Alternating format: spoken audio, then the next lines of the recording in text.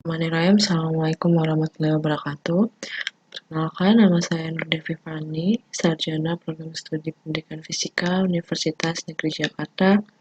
Di sini saya akan mempresentasikan hasil penelitian saya bersama Pak Fauzi Bakri dan Ibu Dewi Mulyati yang berjudul Implementasi Problem Based Learning pada materi elastisitas. Oke, untuk pendahuluannya, seperti diketahui bahwa karakteristik pembelajaran fisika salah satunya ialah aktivitas pengamatan, observasi, kemudian aktivitas penalaran konsep untuk memahami konsep tersebut. Tujuannya untuk melatih keterampilan berpikir peserta didik dalam pembelajaran fisika tersebut. Nah, untuk menunjang keterampilan berpikir dalam pemecahan masalah dibutuhkanlah model pembelajaran, yaitu lewat pendekatan saintifik, lebih khususnya model pembelajaran problem based learning. Tujuannya dalam penelitian inilah untuk menerapkan model problem based learning pada materi elastisitas. Metodenya yang digunakan ialah penelitian deskriptif. Teknik pengumpulan datanya ialah berupa lembar observasi untuk menilai keaktifan peserta didik, di mana dilakukan di SMA Negeri 77 Jakarta oleh dua kelas 11 MIA 2 dan 3 selama 2 kali pertemuan. Hasilnya yang saya rancang model problem based learning itu menjadi 5 tahap berdasarkan Andres tahun 2012. Yang pertama orientasi pada masalah, yaitu tentang bagaimana peserta didik itu merangsang pemahaman peserta didik. Guru itu merangsang pemahaman peserta didik untuk masuk ke dalam untuk sesuai dengan tujuan pembelajaran tersebut, untuk memenuhi tujuan pembelajaran. Kemudian yang kedua, mengorganisasikan peserta didik untuk belajar, yaitu setelah diberikan masalah studi kasus berupa video, kemudian peserta didik dibagi menjadi beberapa kelompok, dan di sini peserta didik diminta untuk melakukan pencarian informasi untuk mencari jawaban tersebut. Lalu yang ketiga, membimbing penyelidikan individu maupun kelompok. Peserta didik mengumpulkan semua informasi yang diperlukan, kemudian mengembangkan dan menyajikan hasil karya. Dalam tahap ini tuh lebih menyampaikan hasil gagasan yang telah mereka diskusikan. Kemudian yang kelima, menganalisis dan mengevaluasi. Hasil gagasan yang sudah dipresentasikan kemudian dianalisis oleh peserta didik yang lain apakah mempunyai gagasan-gagasan lain, kemudian guru juga memeriksa jawaban dari peserta didik, kemudian mengevaluasi dan meluruskan konsep-konsep yang sebenarnya. Dari 5 tahapan selama 2 pertemuan itu, hasil lembar observasi yang saya dapatkan untuk pertemuan pertama yang paling meningkat itu di tahapan kedua dan tahapan ke-1 untuk kelas 11 MIA 2 dan 11 MIA 3, dan pada pertemuan kedua yaitu pada tahapan kedua dan tahapan ketiga untuk 11 MIA 2 dan 11 MIA 3. Hasil lembar observasi yaitu dapat disimpulkan mengalami peningkatan yang tertinggi itu pada tahapan kedua, yaitu mengorganisasikan peserta didik untuk belajar dari dua kelas tersebut. Hal ini menunjukkan bahwa ketika pada tahapan mengumpulkan informasi, siswa lebih banyak aktif dibandingkan tahapan-tahapan sebelumnya, tahapan-tahapan lainnya, karena pada tahapan ini peserta didik melakukan banyak pencarian, diskusi dengan teman kelompoknya, kemudian bertanya kepada gurunya apa yang dimaksud dengan masalah tersebut dan yang lain-lain. Sehingga dapat kesimpulan bahwa berdasarkan hasil lembar observasi dapat disimpulkan bahwa penerapan PBL pada konsep elastisitas dapat membantu peserta didik pada tahap mengorganisasikan peserta didik untuk belajar. Mungkin sekian presentasi yang dapat saya sampaikan. Kurang lebihnya mohon maaf. Assalamualaikum warahmatullahi wabarakatuh. Assalamualaikum warahmatullahi wabarakatuh. Saya Haji Saputra. Kali ini saya akan mempresentasikan artikel saya yang berjudul Pengaruh Model Pembelajaran Abad 21 dan Berpikir Divergen terhadap Kemampuan Berpikir Tingkat Tinggi pada Mata Pelajaran Fisika di SMA. Penulis artikel ini ada 3. Yang pertama saya sendiri, yang kedua adalah Profesor Dr. Imade Astra MSI, dan yang ketiga adalah Profesor Dr. Yati Supriyati MPD. Oke. Yang akan saya presentasikan yang pertama ada pendahuluan, yang kedua metode penelitian, yang ketiga adalah hasil dan diskusi, dan yang keempat adalah kesimpulan. Baik, pendahuluan. Pembangunan dalam masyarakat dan ekonomi memerlukan sistem pendidikan untuk membekali kaum muda dengan keterampilan dan kompetensi yang baru. Perubahan di dunia menyebabkan komunikasi dan kompetensi juga mengalami pembaharuan, sehingga anak-anak perlu keahlian untuk menghadapi tantangan di masa depan. Oke ya. Singkatnya, keterampilan abad 21 mewakili karakteristik yang harus dimiliki siswa untuk mengatasi kesulitan dan memperoleh keberhasilan di kehidupan pasca sekolah dan di dunia kerjanya. Ada 7 berikut ini dari Wagner.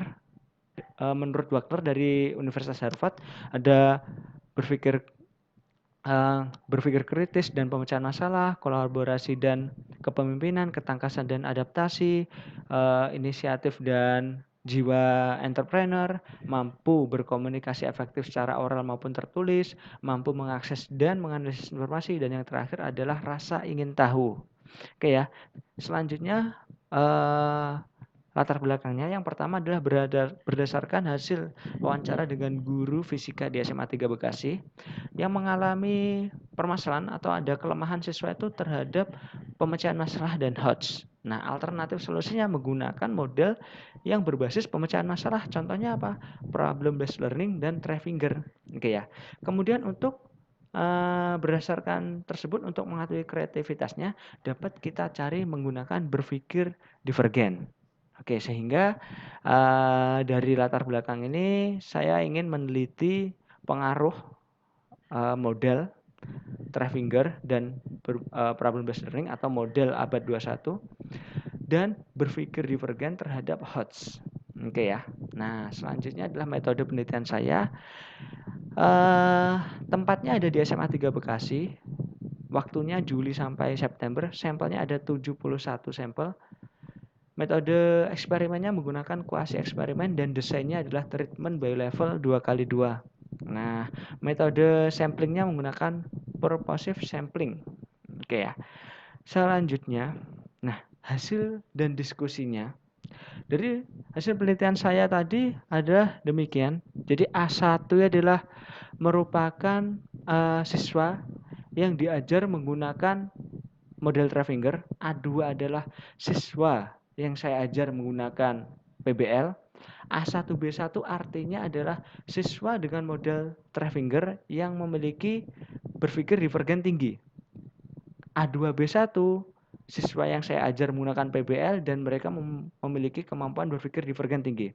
Sedangkan A1B2 yaitu adalah siswa dengan model Trevinger yang memiliki berpikir divergen rendah. Sedangkan yang A2B2 ini adalah siswa yang diajar menggunakan PBL dan memiliki kemampuan berpikir divergen rendah. Baik, langsung saja dari hasil penelitian saya ini kita lihat. Nah, ini hasil uji T ya. Berikutnya dapat kita lihat. Nah, ini hasil uji ANOVA. Nah, 2 jalur sehingga menghasilkan kesimpulan. Yang pertama, ada perbedaan HOTS atau kemampuan berpikir tingkat tinggi siswa yang diberi model Trevinger dan PBL. Selanjutnya, ada interaksi antara model pembelajaran dan berpikir divergen terhadap HOTS atau kemampuan berpikir tingkat tinggi siswa. Terima kasih. Wassalamualaikum warahmatullahi wabarakatuh.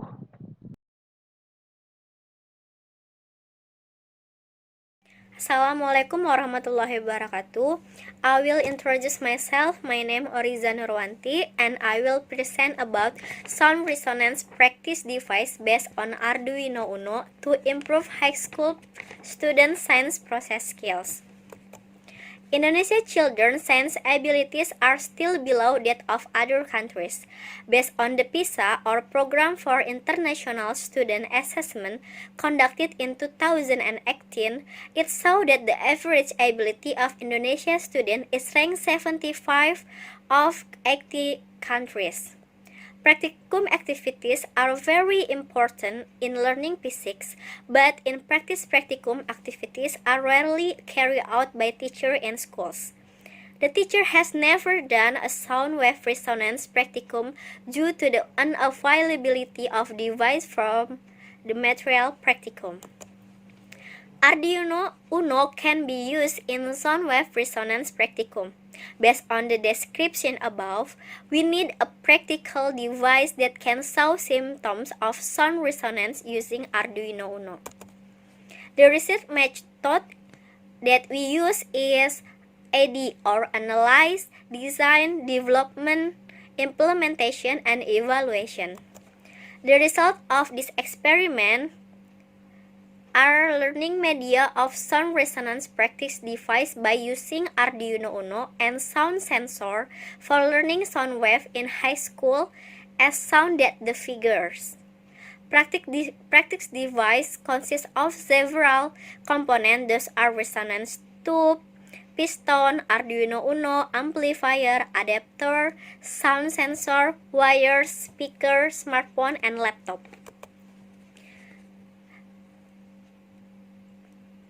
Display of sound resonance phenomenon. The highest graphic sound that sound resonance occur when the highest graphic from measure the length of resonance tube. This is the result of validation of media expert. Based on the result of the media expert validity test, there were 7 aspects assessed, and the average percentage obtained from the 7 aspects is 82% with a very good interpretations. And this is validation result of material expert. Based on the result of the material expert, there are 3 aspects that are assessed.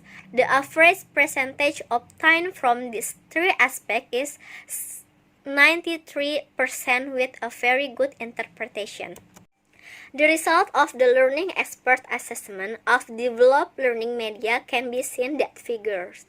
Based on the result of the learning expert validity test, there are 4 aspects assessed. The average percentage obtained from the 4 aspects is 89% with a very good interpretations.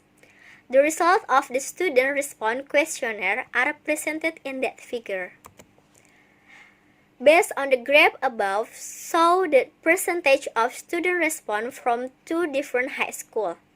The average score of the student assessment of sound resonance practice device is 89.5% and interpreted very well. So the conclusion is, based on the result, conclude that sound resonance practice device based on Arduino Uno was qualified and enhanced student science process skill. The result of the expert got excellent interpretation. The result of effectiveness test obtained gain score 0.63, and the result response test from student obtained 89.5%. Thank you for the attention. Wassalamualaikum warahmatullahi wabarakatuh. Assalamualaikum warahmatullahi wabarakatuh. Saya Yang Kusuma Wardani dari Universitas Negeri Jakarta. Saya di sini ingin memaparkan penelitian skripsi saya yang berjudul Pengembangan e-learning tentang materi gelombang berjalan dan gelombang stasioner menggunakan Lecture Inspire Fisika SMA. Penelitian ini bertujuan untuk pengembangan media pembelajaran berbasis e-learning menggunakan Lecture Inspire pada materi gelombang berjalan dan gelombang stasioner untuk Fisika SMA yang layak sebagai media belajar tambahan peserta didik. Pendahuluan di sini, saya kenapa mengambil penelitian skripsi saya ini? Karena di dalam kelas, dari sumber yang saya dapat, proses belajar mengajar di sekolah masih mengandalkan buku teks dan waktu yang sangat terbatas. Ditambah lagi dengan konsep fisika yang sulit dipahami, terutama pada pokok bahasan gelombang berjalan dan gelombang stasioner. Karena sifatnya yang abstrak dan tidak divisualisasikan di dalam kelas. Nah, di sini pengembangan bahan ajar yang mandiri sangat berguna di dalam kelas karena penggunaan media pembelajaran dapat membantu proses belajar mengajar dan pemahaman pada konsep fisika.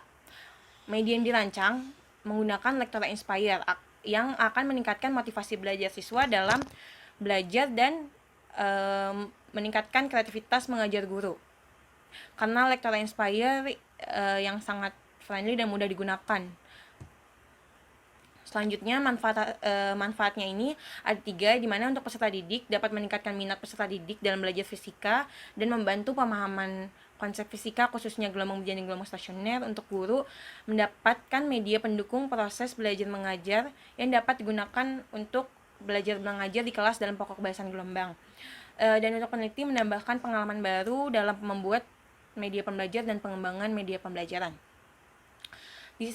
Metodologi yang saya gunakan di sini adalah metode penelitian dan pengembangan, research and development.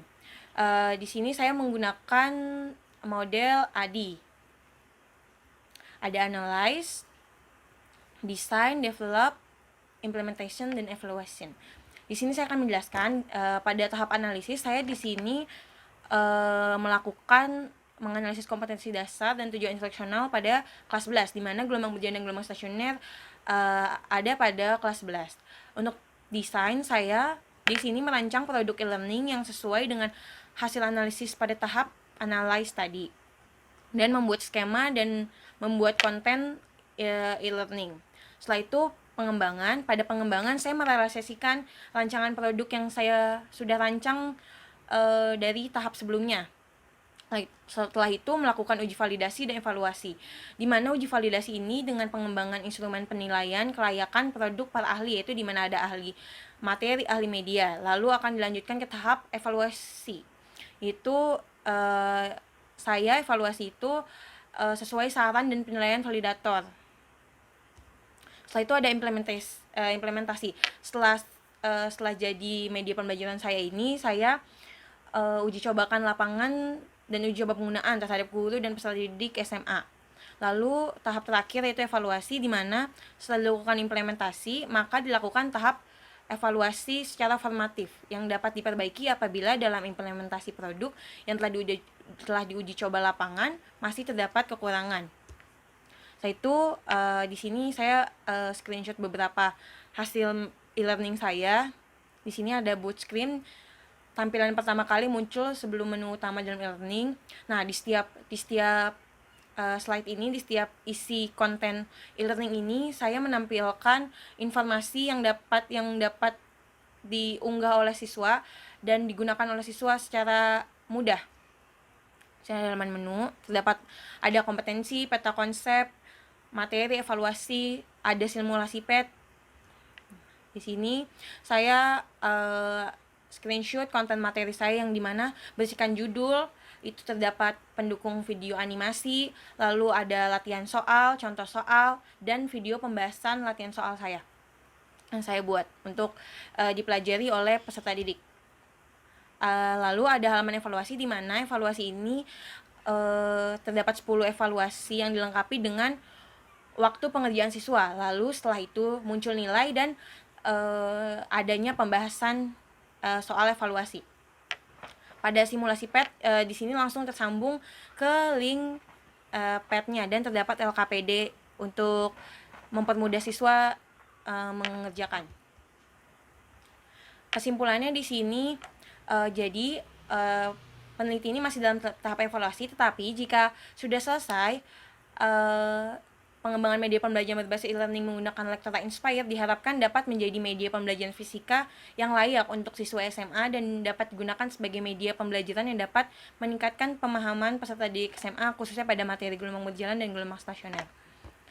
Sekian pemaparan penelitian skripsi saya. Jika ada kurang dan salah, mohon dimaafkan. Wassalamualaikum warahmatullahi wabarakatuh. Assalamualaikum warahmatullahi wabarakatuh. Hai semua, perkenalkan nama saya Fakriani Hanif, mahasiswi pendidikan Fisika Universitas Negeri Jakarta. Di sini saya akan mempresentasikan hasil artikel saya yang berjudul The Pollutant Video in Instagram, The Learning Physics Fun in Social Media. Oke, pertama yaitu pendahuluan. Perkembangan teknologi. Perkembangan teknologi abad 21 yang dimanfaatkan dalam bidang pendidikan. Saat ini pembelajaran abad 21 menitikberatkan pada keterampilan berpikir fungsional dan memanfaatkan informasi, media, dan teknologi. Sehingga penerapan dari teknologi berupa media pembelajaran, saya menggunakan video dengan berbantuan aplikasi Powtoon sebagai sarana yang dapat memudahkan pembelajaran dengan fitur aplikasi Powtoon yang menarik dan juga menjadikan pembelajaran atau video mudah dipahami oleh para peserta didik. Masuk pada tren sumber informasi melalui sosial media.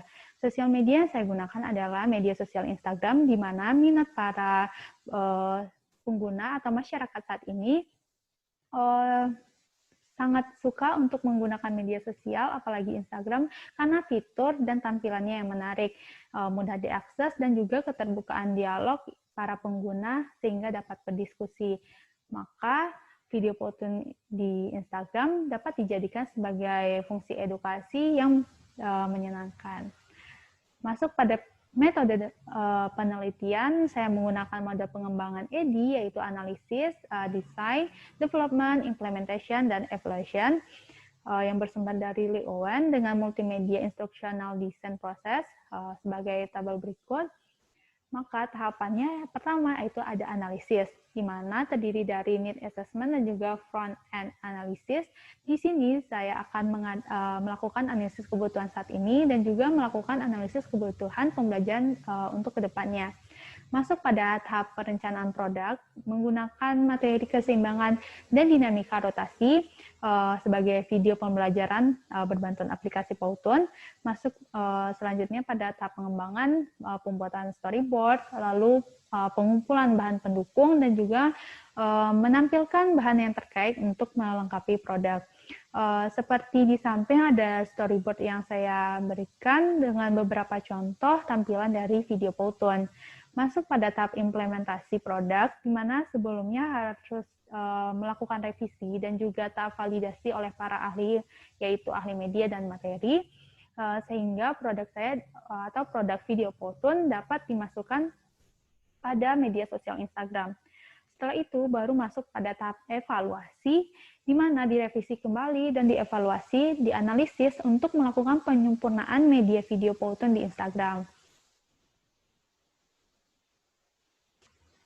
Oke, lanjut pada hasil video Powtoon di Instagram. Berdasarkan analisis yang dilakukan pada video Powtoon di Instagram, materi keseimbangan dan dinamika rotasi, maka tampilan dari video Powtoon di Instagram seperti berikut, dengan adanya biografi, profil, dan juga AVA, dan tentunya video Powtoon dengan materi keseimbangan dan dinamika rotasi.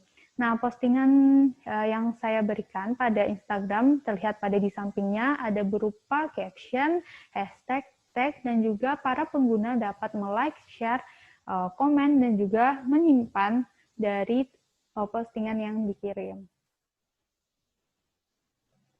Hasil validasi oleh para ahli materi maka menunjukkan beberapa menyatakan baik dan juga beberapa menyatakan sangat baik, sehingga hasil rata-rata dari para ahli materi dan juga ahli media menyatakan nilainya sangat baik.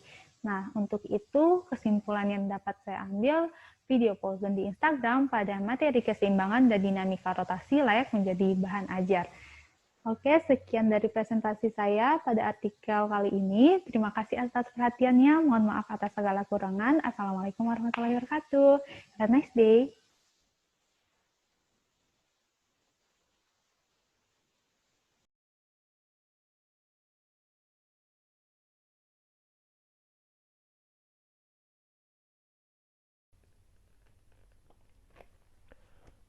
Assalamualaikum warahmatullahi wabarakatuh. Baiklah, di sini saya akan memaparkan hasil dari penelitian yang telah saya lakukan. Adapun penelitian ini berjudul Pengukuran Kemampuan Strategic Thinking menggunakan tes esai pada materi gelombang bunyi untuk siswa SMA kelas 11. Penelitian ini dikembangkan oleh saya sendiri, yaitu Abdurrahman Hakim, dan bersama dengan dosen pendidikan fisika Universitas Negeri Jakarta, yaitu adalah Profesor Dr. Yeti Supriyati MPD dan Ibu Dwi Susanti MPD. Selanjutnya kita masuk ke slide introduction, yang mana pertama, hal yang melatar belakangi dari penelitian saya yaitu satu, kiprah dunia pendidikan yang terus mengalami perkembangan dan perubahan. Nah, dunia ini makin kesini makin berkembang informasi dan teknologinya. Jika dunia pendidikan ini tidak menyesuaikan terhadap perkembangan tersebut, maka dunia pendidikan ini akan terlihat usang dan terlihat jadul. Seperti itu. Kemudian yang kedua, model pembelajaran generasi Z. Kita mengetahui bahwa pada saat ini, mereka-mereka yang sedang duduk di SMA atau sekolah menengah atas atau madrasah aliyah atau sekolah menengah kejuruan adalah mereka-mereka yang tergolong dalam generasi Z. Sehingga di sini saya mengangkat model pembelajaran dari generasi Z. Yang ketiga, yaitu perlunya pengembangan bakat pada proses pembelajaran generasi Z. Mengapa di sini perlunya pengembangan bakat? Kita ketahui bahwa pada era generasi Z ini, mereka sangat dimanjakan dengan informasi dan sangat dimanjakan dengan teknologi. Sehingga mereka mengesampingkan hal-hal klasik seperti pembelajaran di kelas, seperti membuat PR. Mereka akan lebih memanfaatkan teknologi karena dengan teknologi ini mereka merasa lebih mudah seperti itu. Contohnya saja dengan membuat tugas, mereka akan lebih memilih untuk mencarinya di internet seperti itu. Sehingga mengurangi kemampuan mereka untuk melakukan pekerjaan itu sendiri seperti mengerjakan tugas seperti itu. Sehingga dengan kemudahan informasi yang didapatkan serta kemudahan teknologi yang diberikan ini mengakibatkan takutnya nanti generasi ini akan tergerus atau berkurang kemampuan atau talenta yang dimilikinya, yang sudah dimiliki sejak lahir. Seperti itu. Maka di sini selanjutnya yang melatar belakangnya itu pengembangan instrumen. Di sini saya ingin mengembangkan instrumen berpikir secara strategik pada proses pembelajaran generasi Z. Mengapa saya di sini mengangkat berpikir secara strategik? Karena strategik ini adalah kemampuan suatu individu yang mampu menganalisis serta menganalisa dalam suatu permasalahan atau dalam suatu pemecahan masalahan pada waktu yang cepat dan tepat. Seperti itu. Jadi berpikir strategi sangat penting untuk ditingkatkan atau diasah pada generasi Z pada saat ini. Kemudian metode yang saya gunakan pada pengembangan kali ini adalah metode yang mengacu pada tahap pengembangan uji yang dilakukan oleh MC Entire, di mana pada tahap pengembangannya itu dibagi menjadi 10 tahapan. Ya, bisa kita lihat sendiri ada 10 tahapan. Yang pertama definisi, the universe, audience, and purpose test. Kemudian develop the test plan, composing the test item. Yang keempat writing the administration instruction. Yang kelima itu conduct the flashing test. Yang keenam conduct item analysis. Yang ketujuh revisi the test. Yang kedelapan validasi the test. Yang kesembilan develop norms atau penentuan acuan kriteria. Yang ke-10 adalah complete the test manual. Selanjutnya adalah result and discussion, result and discussion atau hasil dan pembahasan. Pada slide ini penelitian ini masih dalam tahap pengembangan. Adapun pada pengembangan ini telah melakukan studi kebutuhan untuk analisis. Studi kebutuhan analisis ini dilakukan pada salah satu SMA negeri di Jakarta, yaitu SMA Negeri 22 Jakarta, di mana pada saat melakukan studi kebutuhan ini kita melakukan penyebaran form terkait strategic thinking dan instrumen yang dilakukan di sekolah, dan pada proses melakukan studi kebutuhan ini ditanggapi oleh 73 responden dari SMA tersebut. Yang kedua itu sudah melakukan tahap perencanaan instrumen tes. Nah, pada saat perencanaan ini kita sudah membuat komponen-komponen instrumen yang antara lain yaitu berupa kisi-kisi, kemudian 20 soal esai, dan penilaian atau rubrik penilaian dari soal tersebut. Kemudian selanjutnya ada konklusi atau kesimpulan. Penelitian ini masih dalam tahap pengembangan dan telah melakukan persiapan komponen instrumen, namun belum pada tahap validasi. Di sini, semoga instrumen tersebut dapat divalidasi oleh ahli. Ahli di sini adalah dosen pada pendidikan fisika Universitas Negeri Jakarta dan guru pengajar fisika di sekolah. Dan semoga pada penelitian ini bermanfaat oleh berbagai pihak dan dapat dikembangkan lebih lanjut. Mungkin itu saja yang bisa saya sampaikan. Kurang lebih mohon maaf. Saya akhiri. Wassalamualaikum warahmatullahi wabarakatuh.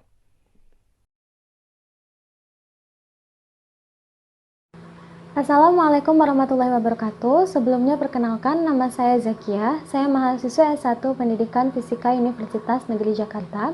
Pada kesempatan kali ini saya akan memaparkan penelitian saya dengan judul Instrumen tes untuk mengukur kemampuan intellectual thinking pada materi fisika siswa SMA kelas 11. Nah, penelitian ini disusun oleh Profesor Dr. Yeti Supriyati, Profesor Dr. Imade Astra, dan Zakia saya. Di sini saya akan mulai pembahasan dari pendahuluan. Di pendahuluan ini saya kelompokkan pokok pentingnya menjadi ada 6 pokok penting. Yang pertama, fisika dan tujuan pembelajaran fisika. Disadur dari Hermansyah, Helmi, Azmi, dan Nizela, fisika ialah cabang ilmu sains atau cabang ilmu pengetahuan alam yang terdiri dari konsep, prinsip, teori, dan hukum terkait gejala alam yang ada. Nah, tujuan pembelajaran fisika sendiri adalah terbentuknya kemampuan bernalar siswa. Yang kedua, poin kedua yaitu perbedaan generasi. Di sini saya mengambil teori dari Benschik dalam jurnalnya di tahun 2016. Di situ terdapat tabel perbedaan generasi atau kelompok generasi yang dimulai dari generasi veteran tahun 1925 sampai 1946, yaitu selanjutnya ada generasi baby boom tahun 1946 sampai 1960, selanjutnya lagi ada generasi X 1960 sampai 1980, dilanjut dengan generasi Y tahun 1980 sampai dengan 1995, dan generasi Z pada tahun 1995 sampai 2010, dilanjutkan dengan generasi Alpha di tahun 2010 ke atas.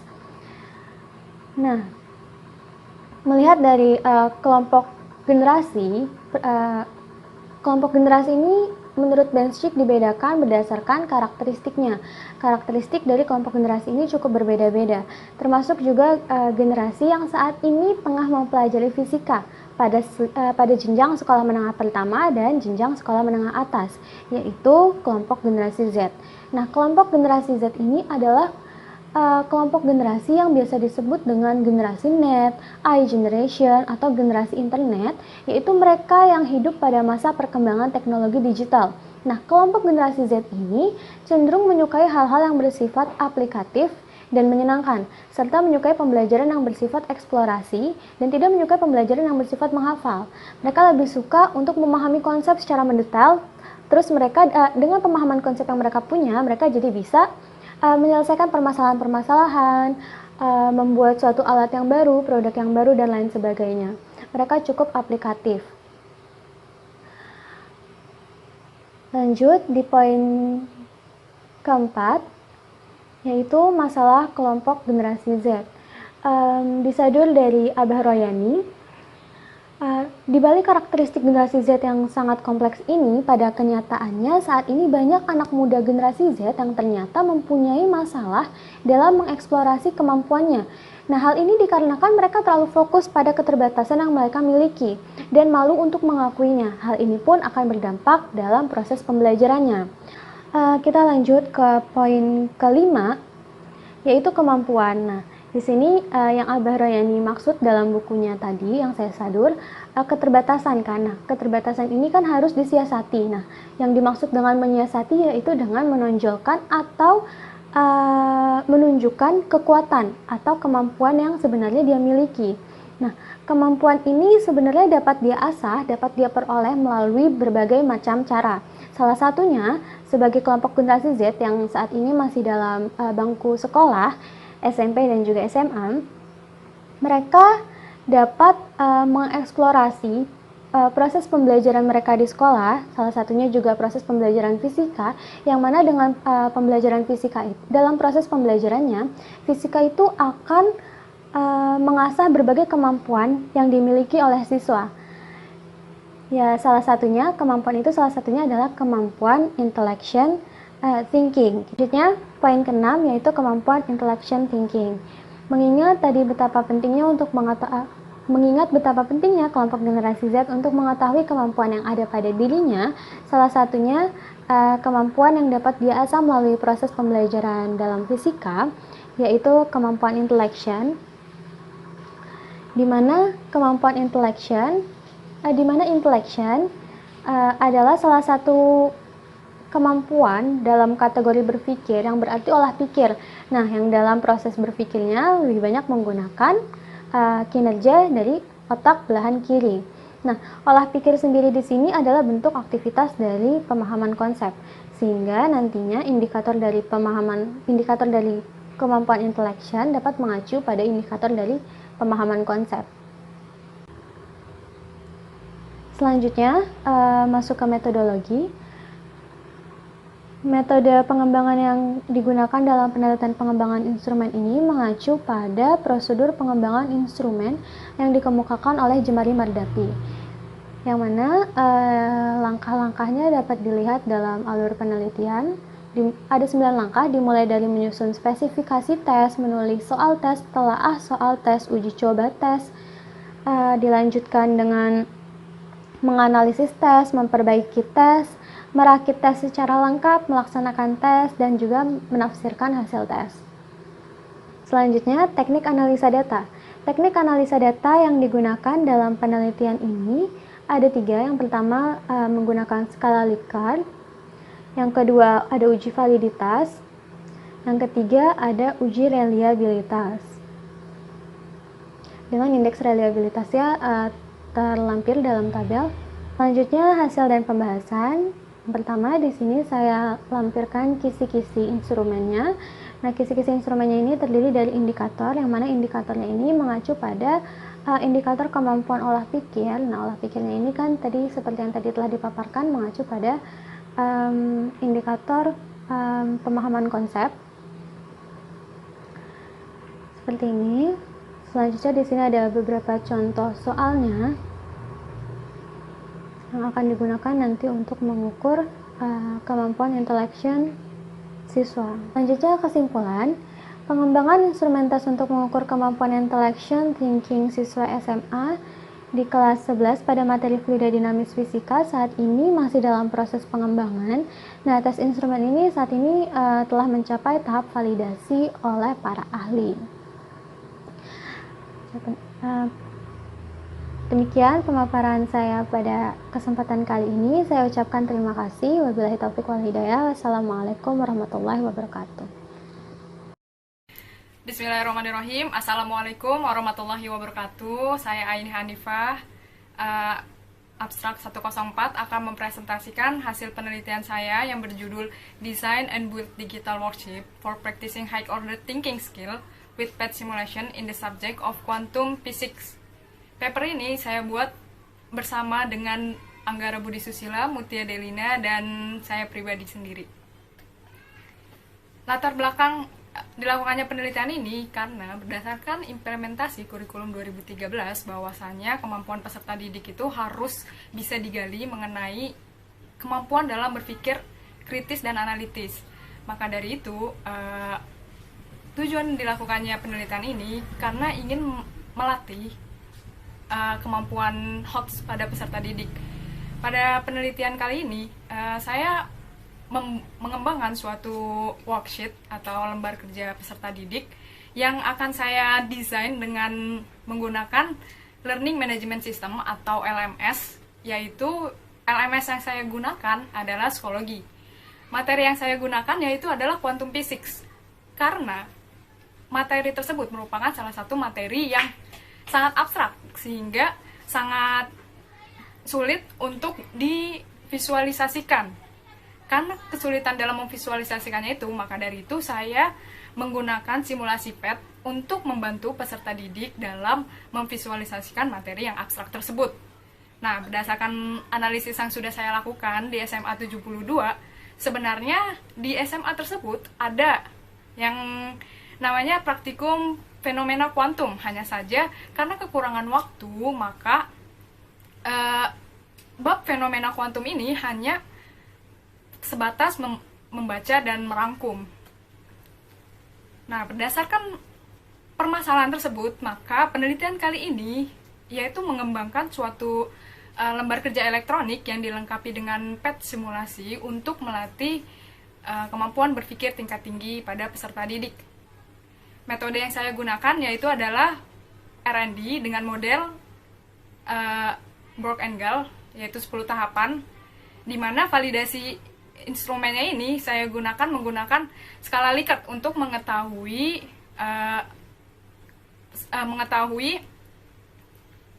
masukan dari para validator. Saya menggunakan uji gen juga untuk mengetahui kenaikan tingkat setelah peserta didik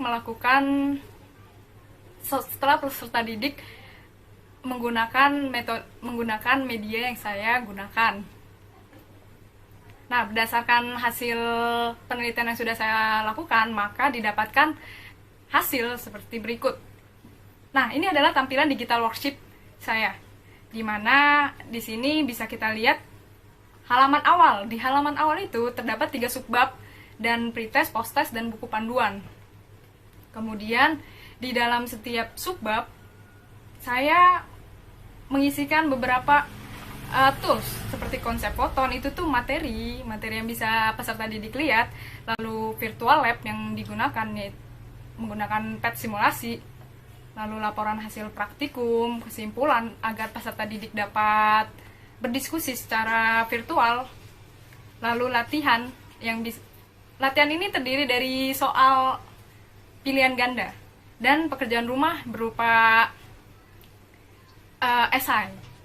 Lalu di sini ada prinsip radiasi benda hitam. Itu tuh ibaratnya seperti artikel mengenai materi yang sudah dipelajari.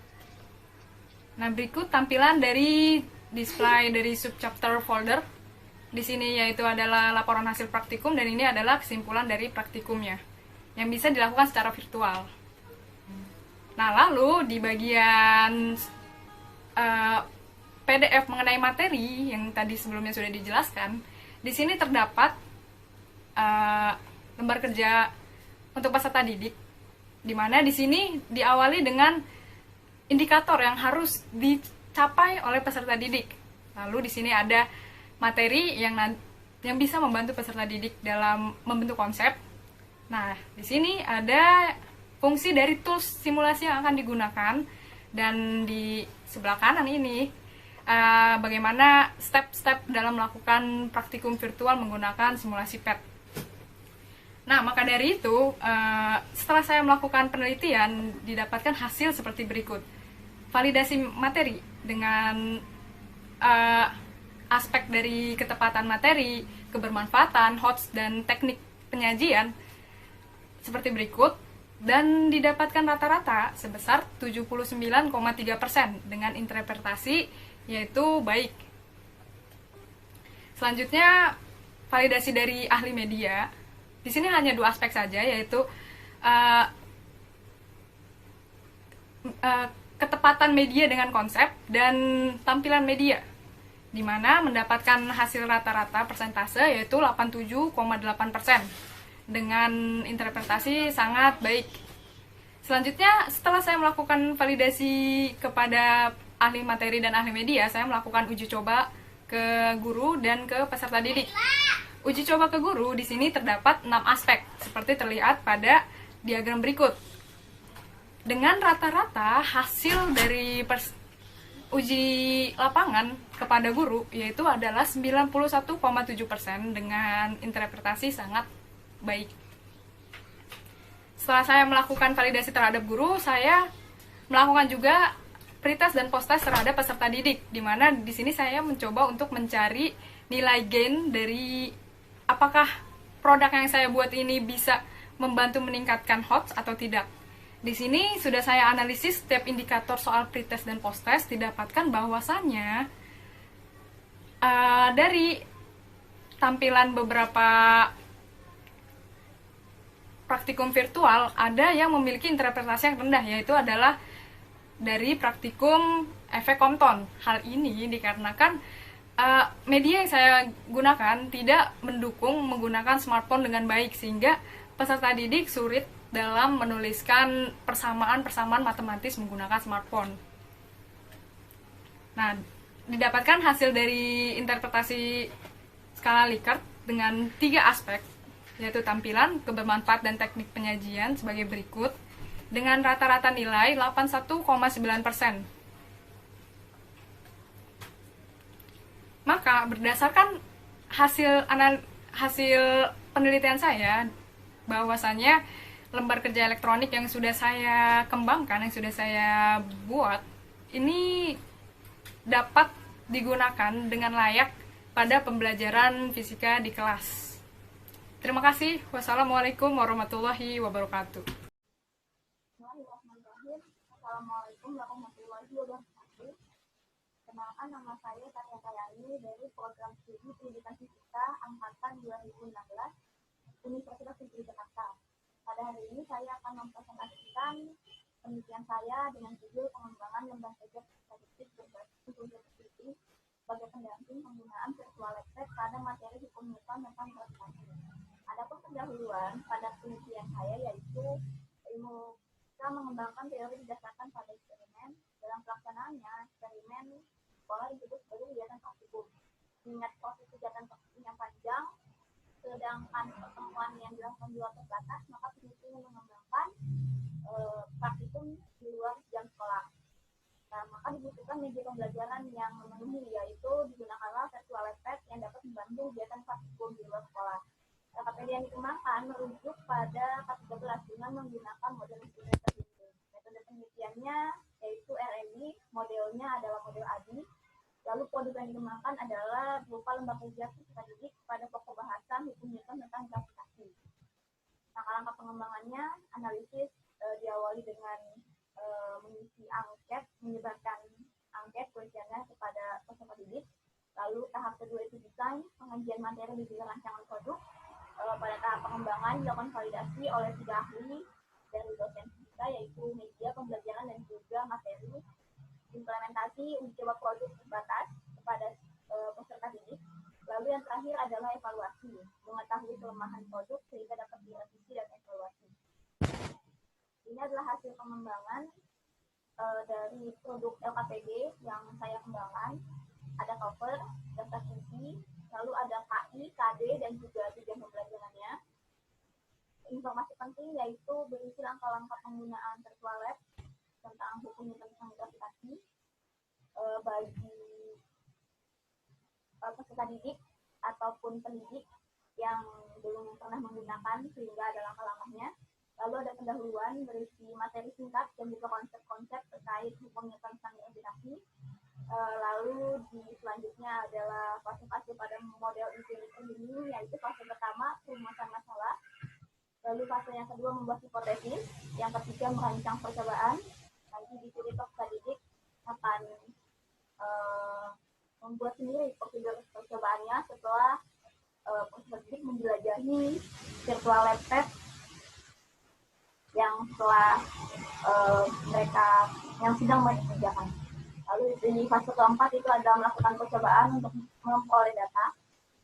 Ada tabel pengamatan yang kosong itu diisi oleh peserta didik dengan mencoba menjelajahi virtual lab. Lalu setelah itu data-data yang telah didapatkan pada fase keempat akan dituangkan dalam bentuk grafik fase kelima. Kemudian pada fase kelima ini juga grafik tersebut akan dianalisis. Mengapa grafik itu bisa nanti entah itu bentuknya vertikal, horizontal, atau seperti apa. Nah, di fase terakhir itu adalah membuat kesimpulan. Hipotesis yang telah dibuat pada fase kedua oleh peserta didik akan dibuktikan di fase kelima dengan grafik yang telah didapat, kemudian dianalisis. Nah, kemudian hasil dari kesimpulannya akan ditaruh di fase ke-6 untuk membuktikan apakah hipotesis yang dibuat oleh peserta didik benar atau tidak. Nah, selanjutnya itu ada evaluasi. Evaluasi yang terdiri dari pilihan ganda dan juga esai. Dan ganda ada 10 soal dan juga esai ada 5 soal. Nah, demikianlah hasil pengembangan produk LKPD dan juga presentasi mengenai penelitian saya. Kurang lebihnya mohon maaf. Wassalamualaikum warahmatullahi wabarakatuh. Assalamualaikum warahmatullahi wabarakatuh. Perkenalkan, nama saya Muharni Afridita dari Pendidikan Fisika UNJ. Di sini saya akan mempresentasikan artikel penelitian saya yang berjudul Instrumen Pengukuran Kemampuan Berpikir Analitik pada Materi Kesetimbangan dan Dinamika Rotasi SMA kelas 11. Pertama yaitu pendahuluan. Berdasarkan Badan Pusat Statistik 2018 menyatakan bahwa di tahun 2020 peserta didik akan dipenuhi oleh mereka yang lahir pada tahun 2000 ke atas, di mana berdasarkan pengelompokan generasi, mereka termasuk ke dalam generasi Z. Untuk mendapatkan hak mengajar, seorang guru harus dapat memasuki dunia siswa, agar guru bisa membawa siswa ke dalam dunianya. Untuk itu, sebagai seorang guru harus mengetahui perkembangan zaman dan memahami pola pikir siswa pada generasi Z. Beberapa hal dapat dilakukan, salah satunya dengan mengetahui kemampuan berpikir siswa. Salah satu kemampuan berpikir yang dapat diukur yaitu kemampuan berpikir analitik. Individu dengan kemampuan berpikir analitik akan gemar mencari hal-hal baru dan menjadikan sesuatu dengan mengidentifikasi komponen-komponen pembentuknya dan mempelajari sesuatu secara detail, agar lebih mengerti dan menemukan sesuatu yang lainnya. Analytical thinking merupakan bagian berpikir tingkat tinggi, sehingga peserta didik diharapkan dapat mengaplikasikan pengetahuannya untuk memecahkan masalah. Dalam taksonomi Bloom, menurut Anderson, analytical thinking termasuk dalam jenjang keempat. Menurut Anderson, ia menyatakan berpikir analitik terbagi ke dalam 3 kategori, yaitu membedakan, mengorganisasikan, dan mengatribusikan. Dari penjelasan di atas dapat disimpulkan kemampuan berpikir analitik atau analytical thinking merupakan kemampuan seseorang untuk mencari informasi dan pengetahuan baru berdasarkan bagian-bagian kecil yang ditelaah menggunakan pikiran yang logis tanpa melibatkan perasaan. Taksonomi Bloom adalah struktur hierarki yang mengidentifikasikan skill mulai dari tingkat yang rendah hingga tingkat yang tinggi. Bloom membagi 3 ranah atau domain kemampuan intelektual, yaitu kognitif, afektif, psikomotorik. Dalam ranah kognitif terdapat 6 jenjang yang kita kenal dengan pengetahuan, pemahaman, penerapan, analisis, sintesis, dan evaluasi. Namun salah seorang murid Bloom yaitu Anderson, ia merevisi taksonomi tersebut yang dikenal dengan taksonomi Bloom revisi. Perubahan tersebut terlihat jelas pada level ke-5 dan ke-6, menjadi menilai dan mencipta. Revisi taksonomi Bloom ini sering digunakan dalam merumuskan tujuan belajar yang kita kenal dengan istilah C1 sampai C6. Pembelajaran fisika diharapkan dapat mengembangkan kemampuan berpikir peserta didik. Dalam taksonomi Bloom, 3 level teratas merupakan higher order thinking skill, maka kemampuan analisis termasuk ke dalam HOTS. Dari uraian di atas, peneliti tertarik untuk mengembangkan instrumen pengukuran kemampuan berpikir analitik pada materi kesetimbangan dan dinamika rotasi SMA kelas 11. Metodologi penelitian yang digunakan adalah penelitian dan pengembangan atau research and development. Terdapat 10 langkah, yaitu defining the test universe, audience, and purpose, developing the test plan, composing the test item, writing the administration instruction, conducting piloting test, conduct item analysis, revising the test, validation the test, developing norms, and complete test manual. Desain alur penelitian dapat dilihat pada gambar. Teknik analisis data menggunakan skala 4.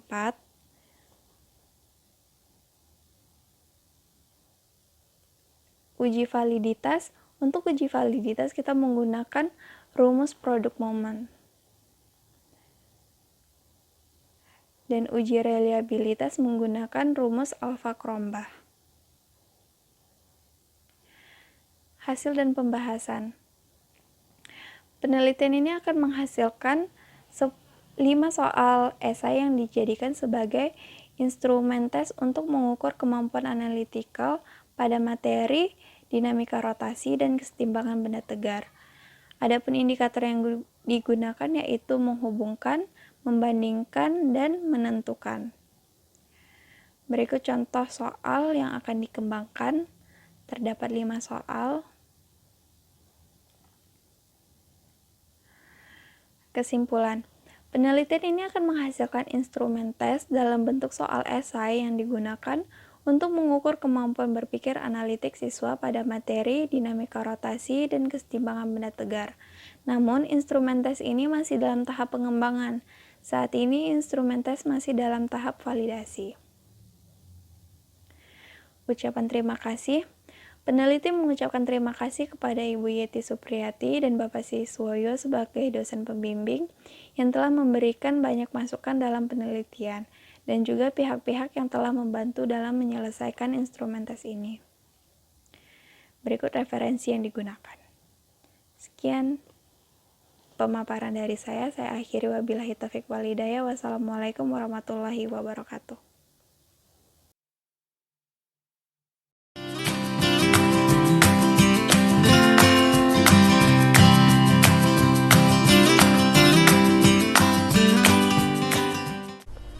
Assalamualaikum warahmatullahi wabarakatuh. Perkenalkan, nama saya Zulfika, mahasiswa program studi pendidikan fisika, Fakultas Matematika dan Ilmu Pengetahuan Alam, Universitas Negeri Jakarta. Pada kesempatan kali ini, saya akan mempresentasikan hasil penelitian saya dengan judul Pengembangan alat pengukur cepat rambat bunyi menggunakan sensor ultrasonik sebagai media pembelajaran fisika SMA. Penelitian ini dilakukan bersama-sama dengan Bapak Cecep E. Rustana dan dengan Ibu Widyaningrum Indrasari. Berikut ini adalah hasil penelitiannya. Yang menjadi latar belakang dari penelitian ini terdiri dari beberapa poin. Yang pertama, materi gelombang adalah materi yang dianggap sulit oleh peserta didik, karena banyaknya konsep yang bersifat abstrak ditambah dengan rumus yang digunakan, sedangkan sebagian besar guru hanya mengajar dengan metode ceramah, sehingga peserta didik menjadi cepat lupa akan materi gelombang yang telah diajarkan. Yang kedua, pembelajaran fisika dapat menjadi lebih konkret dengan menggunakan media pembelajaran. Penggunaan media pembelajaran dalam proses pembelajaran dapat membantu peserta didik untuk memperoleh pemahaman yang lebih baik, menyajikan data yang menarik dan terpercaya, memudahkan penafsiran data, dan memadatkan informasi. Peserta didik yang belajar dengan menggunakan media pembelajaran akan cenderung lebih tertarik belajar dibandingkan dengan peserta didik yang hanya mendengar ceramah dari guru. Yang ketiga, penggunaan metode praktikum dalam pembelajaran fisika membantu peserta didik dalam menumbuhkan rasa ingin tahu, aktif, kreatif, inovatif, dan kejujuran ilmiah dalam menghadapi suatu masalah dalam realita kehidupan. Yang keempat, penggunaan alat praktikum untuk menunjang kegiatan praktikum dalam pembelajaran fisika. Selanjutnya adalah metode penelitian. Metode penelitian yang digunakan adalah penelitian dan pengembangan atau research and development yang menggunakan model pengembangan AD. AD merupakan singkatan dari Analyze, Design, Development, Implement, and Evaluation. Penelitian ini hanya dibatasi sampai tahap development.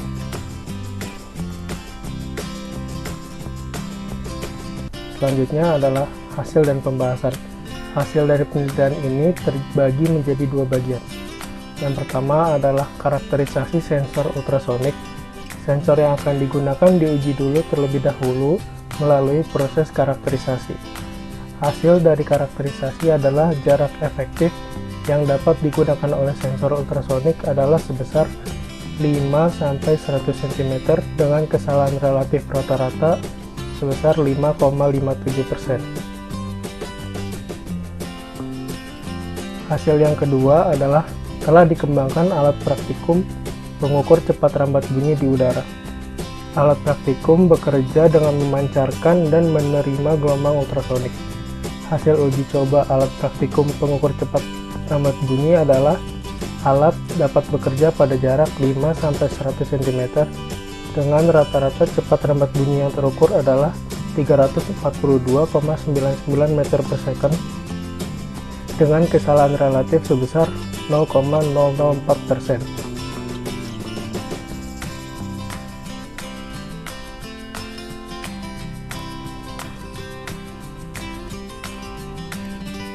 Selanjutnya, kesimpulan dari penelitian ini adalah sebagai berikut. Sensor ultrasonik hasil kalibrasi dapat bekerja dengan baik pada jarak 5-100 cm dengan kesalahan relatif sebesar 5,57%. Yang kedua, alat praktikum pengukur cepat rambat bunyi di udara dapat bekerja dengan baik pada jarak 5-100 cm dengan cepat rambat bunyi sebesar 342,99 meter per second dengan kesalahan relatif sebesar 0,004%. Yang ketiga, alat praktikum pengukur cepat rambat bunyi di udara memiliki tingkat akurasi yang tinggi sebesar 99,996%.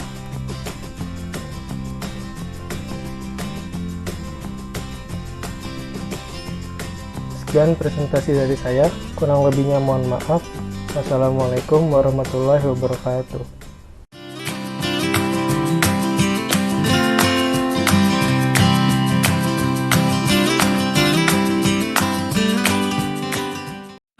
Assalamualaikum warahmatullahi wabarakatuh. Perkenalkan, nama saya Lilis Rikornia Stuti sebagai presenter dan sebagai berikut ada author Pasiswoyo dan Pariser Fahdiran.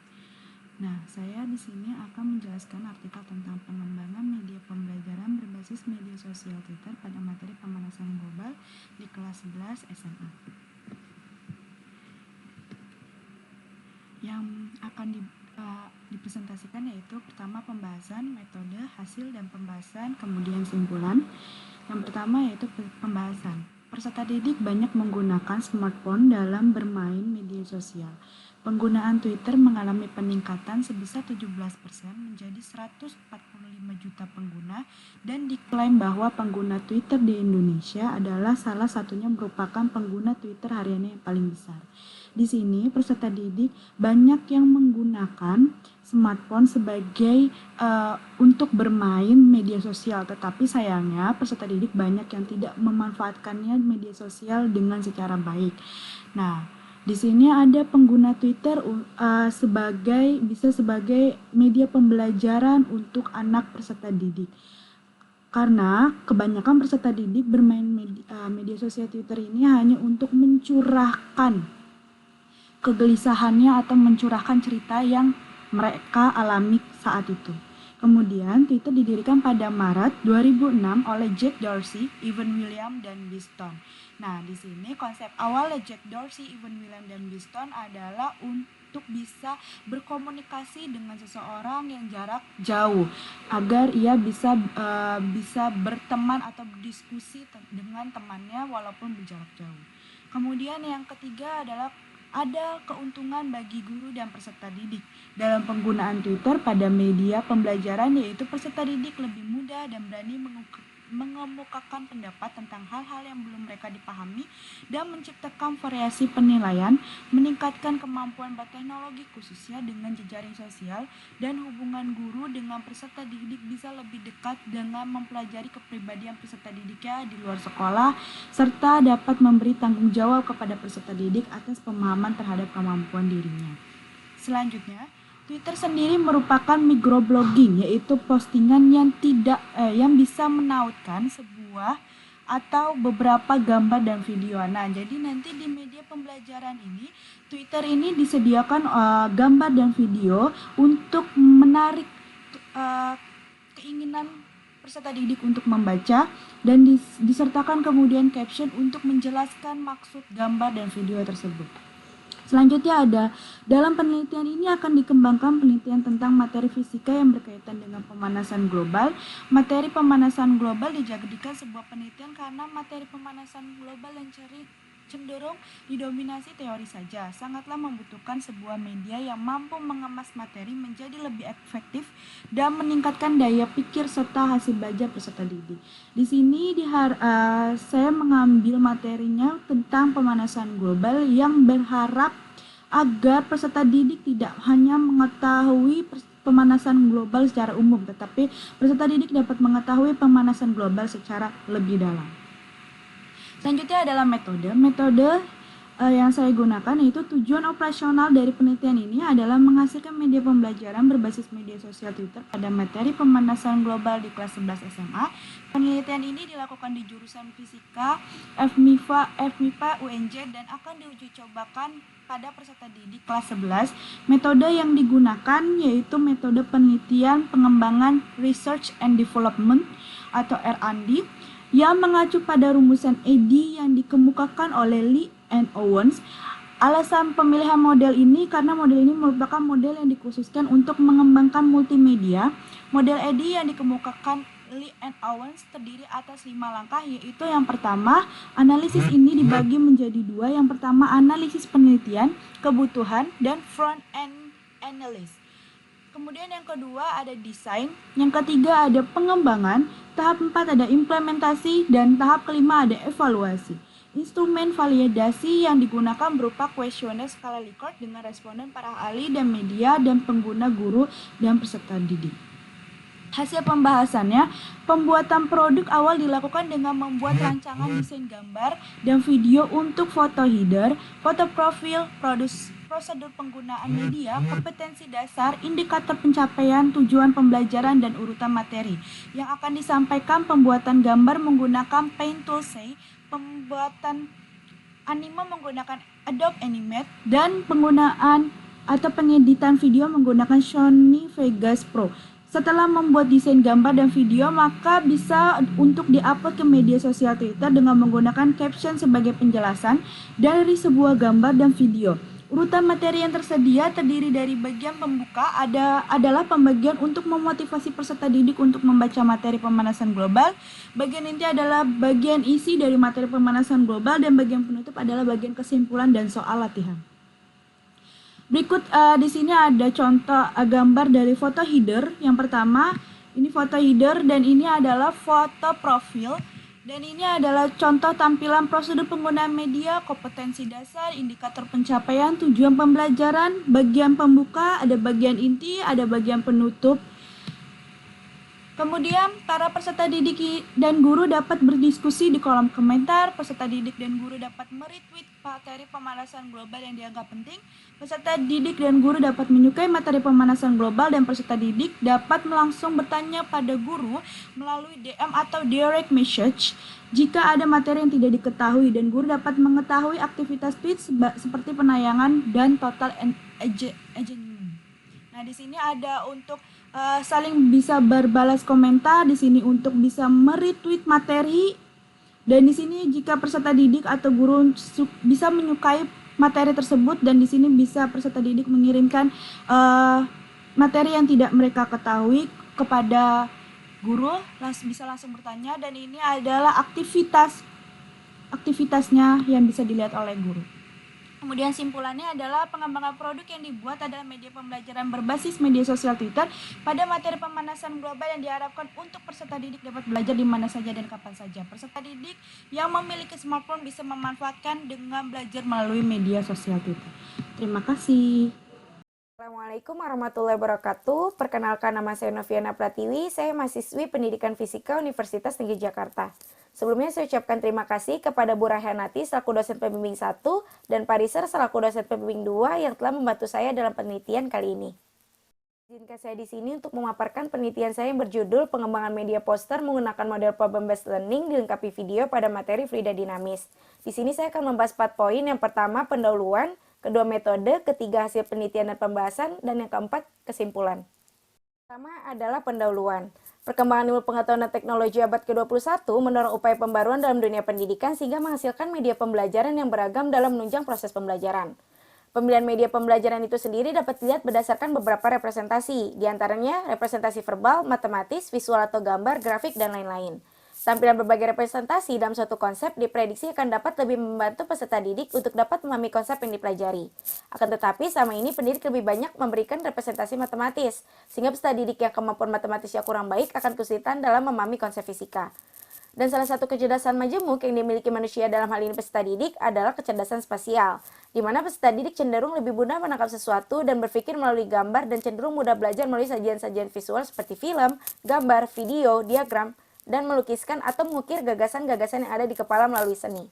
Poster merupakan media visual yang memuat komposisi gambar dan huruf di atas kertas berukuran besar. Poster dalam pembelajaran digunakan untuk menyampaikan pesan dan menarik minat peserta didik. Agar proses penyampaian pesan lebih efektif, dibutuhkan video pada poster sebagai media audiovisual yang kaya akan informasi dan sangat efektif dalam membantu kegiatan pembelajaran, baik secara individu maupun kelompok yang menyajikan gambar bergerak yang disertai dengan suara. Proses pembelajaran pada kurikulum 2013 untuk semua jenjang dilaksanakan dengan menggunakan pendekatan saintifik, yaitu pendekatan pembelajaran yang berpusat pada peserta didik. Agar proses pembelajaran dapat berpusat pada peserta didik, diperlukannya pemilihan model pembelajaran yang tepat dan sesuai untuk diterapkan pada kurikulum 2013. Salah satu model yang sesuai untuk diterapkan dalam kurikulum 2013 adalah model pembelajaran berbasis masalah atau problem-based learning. Menanggapi hal ini, diperlukan media pembelajaran yang dapat menarik minat peserta didik dalam mempelajari fluida dinamis. Penggunaan media poster menggunakan model problem-based learning dengan dilengkapi video diharapkan dapat membangkitkan motivasi dan minat belajar peserta didik serta mempermudah peserta didik dalam memahami materi sehingga dapat menciptakan lingkungan pembelajaran yang efektif.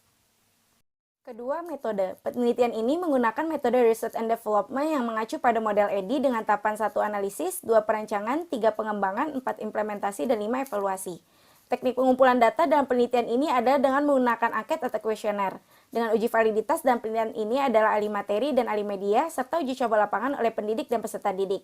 Data hasil angket yang telah diisi oleh responden kemudian dianalisis menggunakan skala Likert. Skala Likert yang digunakan menggunakan skala Likert 1-4. 3. Hasil penelitian dan pembahasan.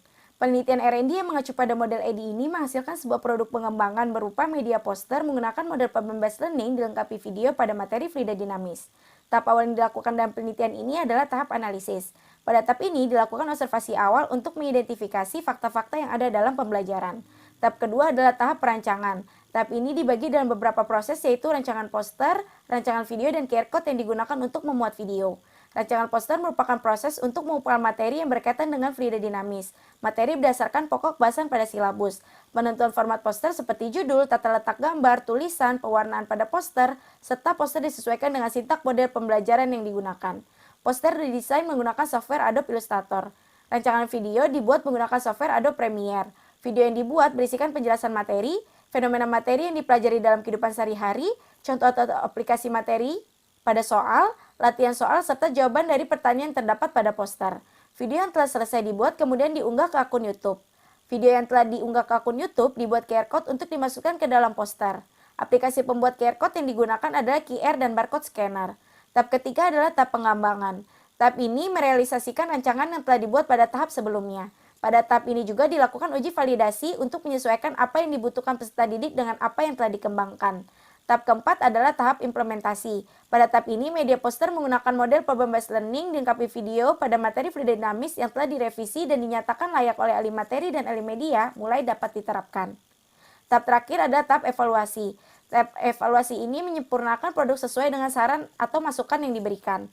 Akan tetapi, ketika makalah ini dibuat, media masih dalam tahap pengembangan dan uji validasi belum dapat dilakukan, sehingga belum dapat disimpulkan seberapa layak media ini dijadikan sebagai media pembelajaran fisika SMA. Berikut hasil pengembangan media poster.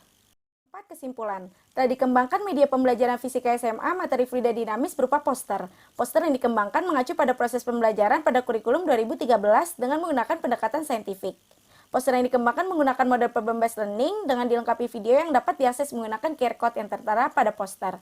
Video yang dibuat berisikan penjelasan materi, fenomena materi yang dipelajari dalam kehidupan sehari-hari, contoh atau aplikasi materi pada soal, latihan soal, serta jawaban dari pertanyaan yang terdapat pada poster. Berikut referensi yang digunakan.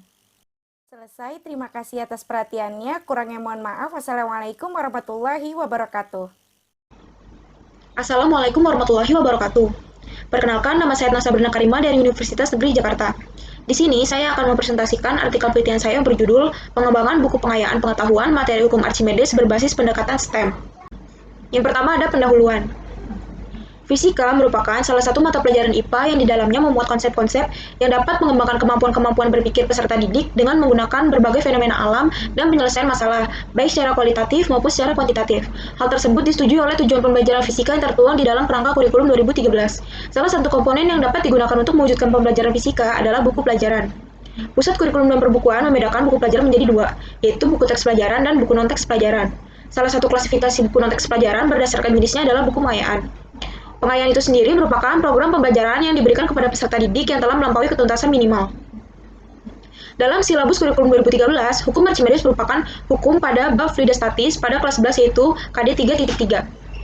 Berdasarkan penelitian Putri Septa, sebagian besar peserta didik SMA mengalami miskonsepsi belajar fisika pada materi fluidostatis, terutama hukum Archimedes, sebesar 42,1%. Hal ini karena media pembelajaran yang digunakan sulit dipahami oleh peserta didik.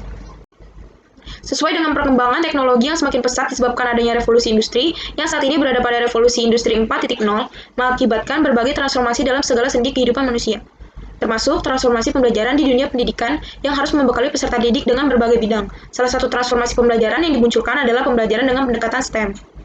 Pembelajaran dengan pendekatan STEM merupakan pembelajaran keterampilan dan pengetahuan yang digunakan secara bersamaan oleh peserta didik. Selanjutnya, metodologi penelitian. Penelitian ini menggunakan metode penelitian dan pengembangan dengan model EDI. Menurut Sugiono, model EDI memiliki 5 langkah, yaitu analyze atau analisis, design, development atau pengembangan, implementation atau implementasi, dan evaluation atau evaluasi.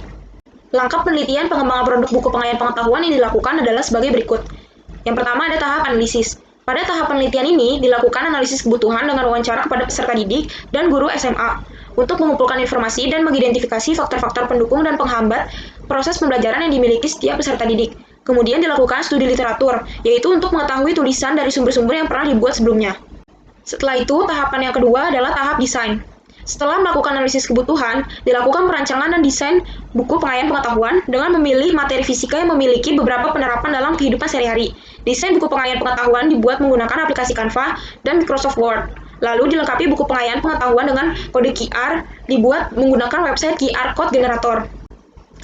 Kemudian buku pengayaan pengetahuan ini memiliki struktur buku dari cover bagian depan dan bagian belakang. Kemudian ada bagian awal buku yang dimana terdapat kata pengantar, daftar isi, dan tinjauan buku pengayaan pengetahuan. Kemudian ada bagian isi yang merupakan bagian materi buku pengayaan pengetahuan. Ukuran kertas yang digunakan produk adalah ukuran ISO B5, yaitu 17,6 x 25 cm. Selanjutnya ada tahapan pengembangan. Pada tahapan pengembangan buku pengayaan pengetahuan, peneliti merealisasikan rancangan produk, yaitu membuat buku pengayaan pengetahuan materi hukum Archimedes sebagai sumber belajar yang mengacu pada rancangan produk. Selanjutnya, membuat instrumen validasi untuk para ahli.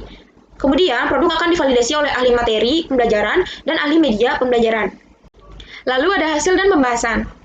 Penelitian ini mengembangkan sebuah buku pengayaan pengetahuan materi hukum Archimedes berbasis pendekatan STEM jenis tertanam. Penyajian pendekatan STEM pada buku pengayaan pengetahuan materi hukum Archimedes menghubungkan ilmu pengetahuan sains, teknologi, teknik, dan matematika. Berikut ini merupakan uraian STEM pada produk buku pengayaan pengetahuan. Pada bidang sains, membahas hukum Archimedes. Pada bidang teknologi, yaitu membuat kapal laut sederhana, membuat kapal selam sederhana, dan balon udara sederhana. Hal tersebut bertujuan untuk menampilkan keterampilan peserta didik. Kemudian teknik, yaitu merancang, membuat, dan menguji coba kapal laut sederhana, kapal selam sederhana, dan balon udara sederhana untuk menyelesaikan sebuah masalah. Kemudian pada bidang matematika yaitu merekayasa hukum Archimedes pada komponen kapal laut sederhana dapat mengapung di atas air, kapal selam sederhana dapat menyelam di dalam air, dan balon udara sederhana dapat terbang di langit. Kemudian, berikut ini merupakan hasil desain tampilan buku pengayaan pengetahuan materi hukum Archimedes berbasis pendekatan STEM. Pada gambar 3.A merupakan tampilan sampul depan buku. Kemudian pada gambar 3.B merupakan tampilan daftar isi buku yang merupakan bagian awal buku. Kemudian bagian isi pada buku pengayaan pengetahuan terdiri dari 4 bab dan beberapa komponen, antara lain. Bab 1, yaitu hukum Archimedes. Pada bab ini memuat subbab materi tentang sejarah hukum Archimedes, gaya apung, fase dalam hukum Archimedes, lalu ditambahkan mari bermain teka-teki silang hukum Archimedes. Kemudian bab 2, yaitu penerapan hukum Archimedes pada kapal laut. Pada bab ini, memuat subbab materi tentang sejarah kapal laut, jenis-jenis kapal laut, aktivitas STEM, membuat kapal laut sederhana, komponen-komponen pada kapal laut, prinsip kerja kapal laut, kemudian ada mari bermain teka-teki silang kapal laut. Pada bab 3, yaitu penerapan hukum Archimedes pada kapal selam. Pada bab ini memuat subbab materi tentang sejarah kapal selam, aktivitas STEM, membuat kapal selam sederhana, bagian-bagian pada kapal selam, prinsip kerja kapal selam di Indonesia, dan mari bermain teka-teki silang kapal selam. Pada bab 4, penerapan hukum Archimedes pada balon udara. Pada bab ini memuat subbab materi sejarah balon udara, aktivitas STEM, membuat balon udara sederhana, bagian-bagian balon udara, prinsip kerja balon udara, fakta-fakta balon udara, lalu mari bermain teka-teki silang balon udara. Selain komponen yang telah dijelaskan pada setiap bab dalam buku pengayaan pengetahuan, terdapat komponen tahukah kamu yang ditulis di dalam sebuah kotak berwarna merah marun dengan bertujuan untuk memperkaya buku pengayaan dilengkapi dengan kode QR. Komponen lain yang ditambahkan adalah rangkuman. Buku ini juga dilengkapi dengan pertanyaan, teka-teki silang di setiap bab, seraya mengulas isi bab buku pengayaan pengetahuan. Setelah itu, buku pengayaan pengetahuan ini dilengkapi dengan glosarium. Glosarium buku ini berguna untuk menjelaskan kata-kata yang belum dimengerti oleh peserta didik, seraya menambah wawasan peserta didik tentang kata-kata yang baru. Berikut ini merupakan tampilan bagian isi buku.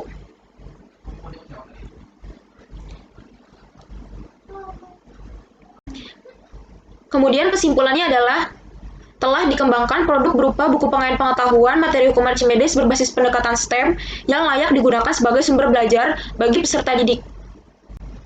Sekian presentasi artikel penelitian saya pada hari ini. Apabila ada kesalahan saya mohon maaf. Wassalamualaikum warahmatullahi wabarakatuh.